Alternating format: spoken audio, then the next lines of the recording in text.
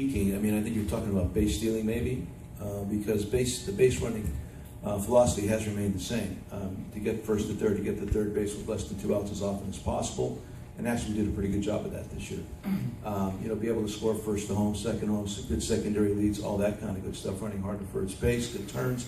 That's the overarching philosophy, which I think every team wants to have those same thoughts.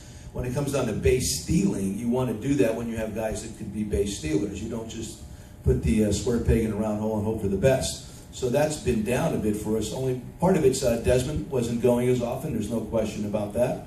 Beyond Desmond, there wasn't really one solid base stealer among the group.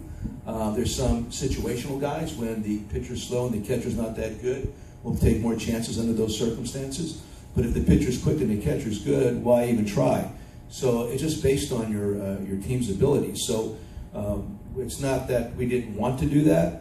Again, looking at your guys, you saw at the end there, Will coming back. Will showed kind of an ability to do that under the right circumstances. So I think when people talk about base running, I think sometimes they confuse that or they mean base stealing. Actually, when it comes to base running, I want us to make good decisions. I've talked about with Kiermaier especially, I don't want to coach the aggressiveness out of anybody.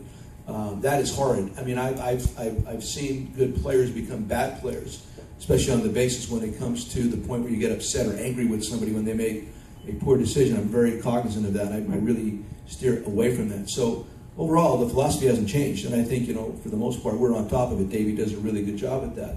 When it comes to base stealing, you have to have guys with that musketeer attitude, that ability to do those things, to take those kind of chances. So the makeup of the team didn't warrant base stealing as much as just really harp on good base running.